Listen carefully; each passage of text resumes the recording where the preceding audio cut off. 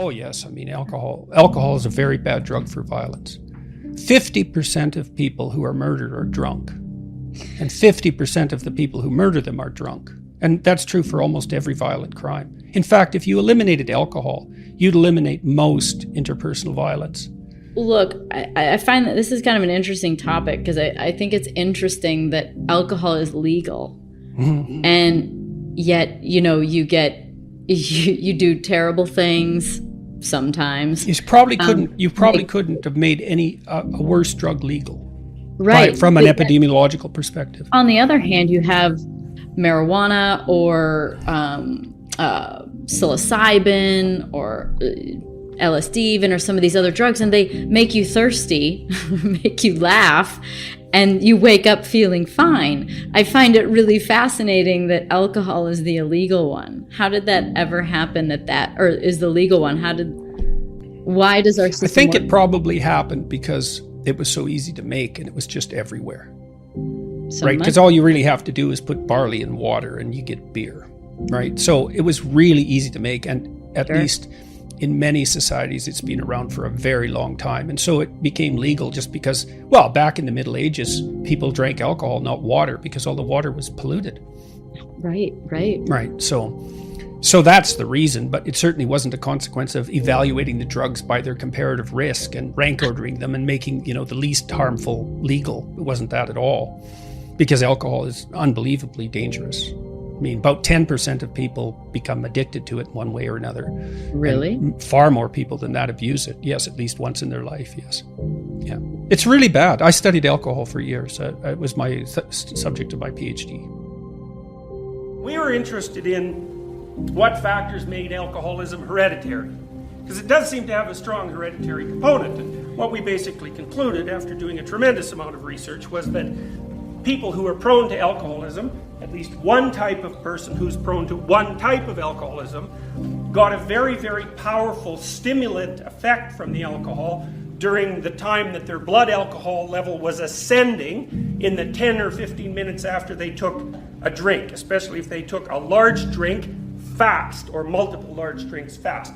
You can probably tell, by the way, if you're one of these people, if you want to go do this in the bar the next time you go on an empty stomach, take your pulse, write it down, drink 3 or 4 shots fast, wait 10 minutes, take your pulse again. If it's gone up 10 or 15 beats a minute, look out, because that means alcohol is working as a psychomotor stimulant for you. And we found that for many of these people, that was an opiate effect. What seemed to happen was that when they drank alcohol fast, they produced probably beta endorphin, although we were never sure.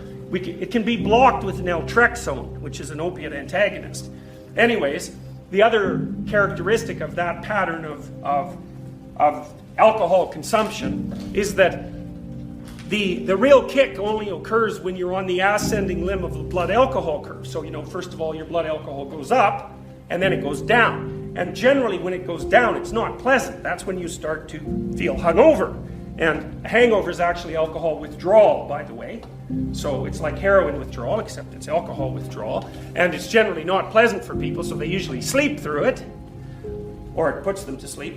But if you're one of these people who get a real kick on the ascending limb of the blood alcohol curve, then you can just keep pounding back the alcohol, and it'll keep hitting you and keep you in that position where you're on the ascending part of the blood alcohol curve. And you can probably tell if you're one of these people if you can't stop once you get started. So if it's like you have 4 drinks quick, and it's like, man, you're gone until the alcohol runs out, or till it's 4 a.m, or till you've spent all your money, or you've been at the last bar in town, or that you're sitting on your friend's bed after everybody's gone home from the party and you're still drinking, you might suspect that you're one of those people. And if you are one of those people, well, then you should watch the hell out, because alcohol is a vicious drug, and it gets people in its grasp hard, and it's hard for them to escape once they do.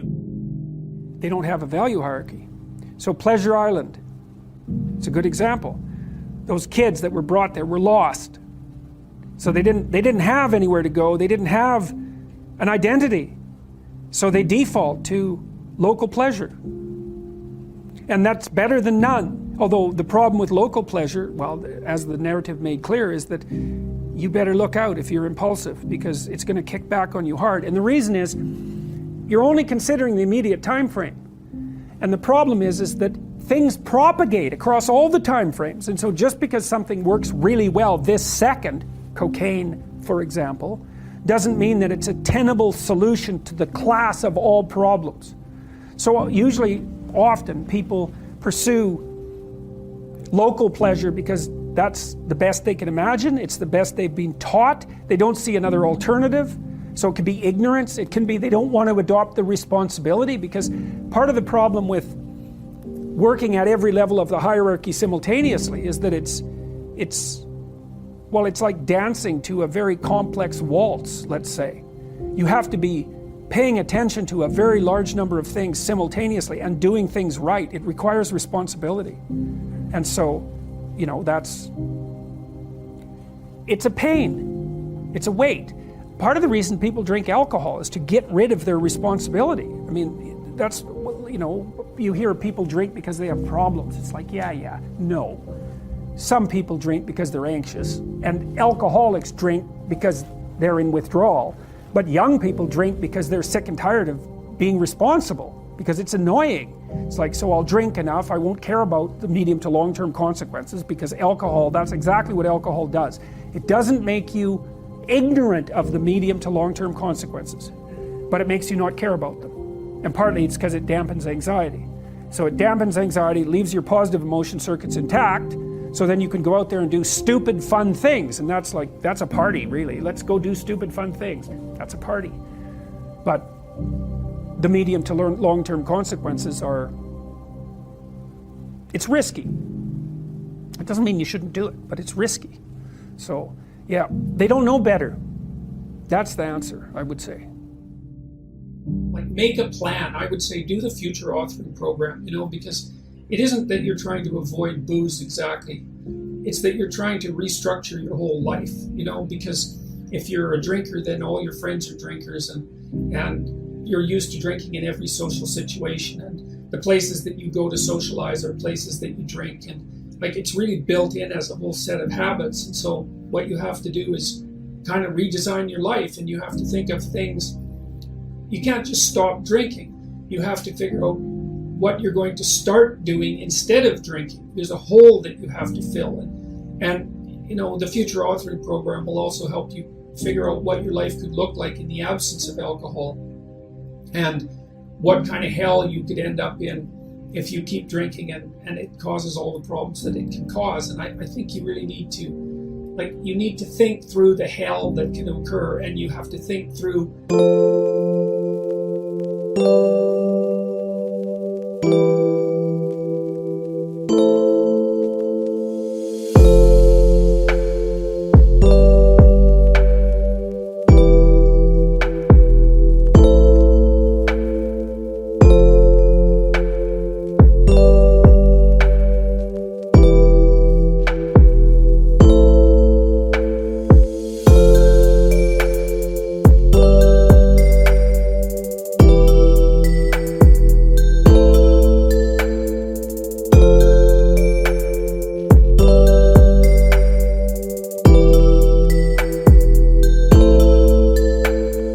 how your life could be valuable without alcohol, so that you can be motivated enough to try to regulate it. And I would also say, if you fail and slip, don't berate yourself and beat yourself up.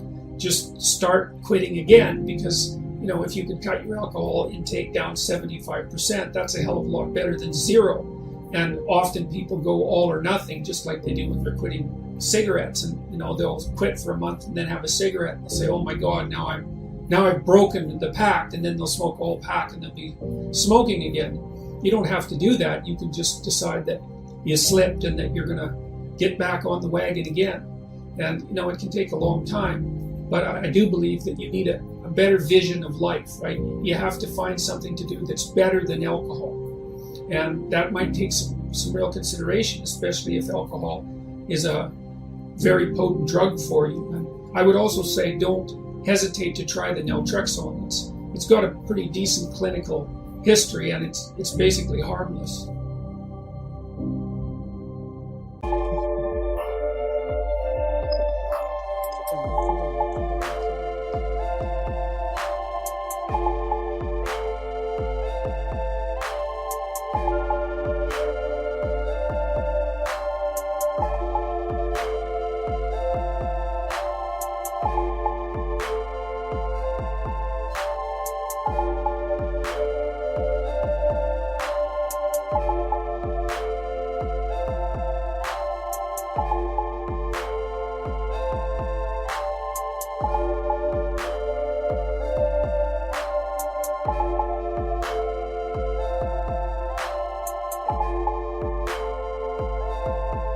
What's the best way to stop drinking alcohol and start doing my best in my psychology degree? It's affecting my study, but I can do very well if I stop. I'm 26.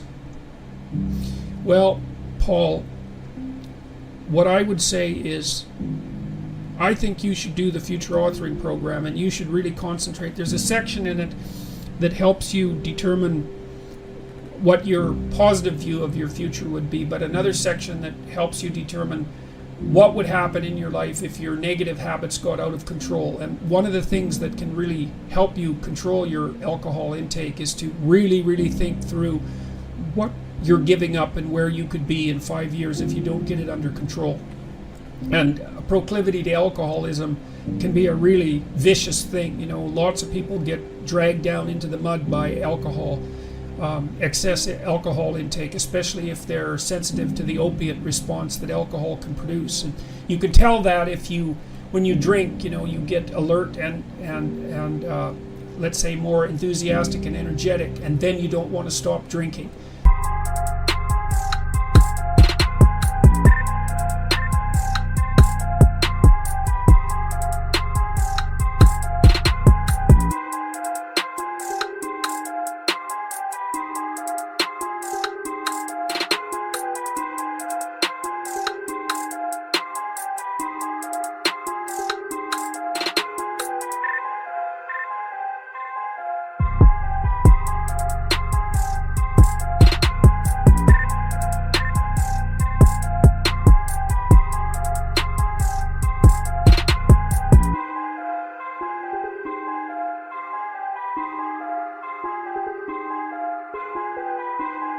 That's definitely a bad sign with regards to developing alcoholism. So I would say you need to figure out something that's more important to you than drinking.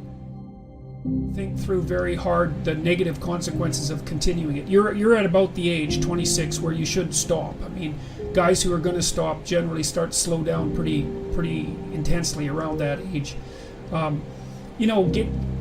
Also, treating your psychology studying as a full-time job can also be helpful. So, get up at 8 in the morning or 7:30 in the morning and start hitting the books by 9 and put in a 6 to 8 hour day. And then even if you do keep drinking, at least you're moving forward. So that's what I would say about that.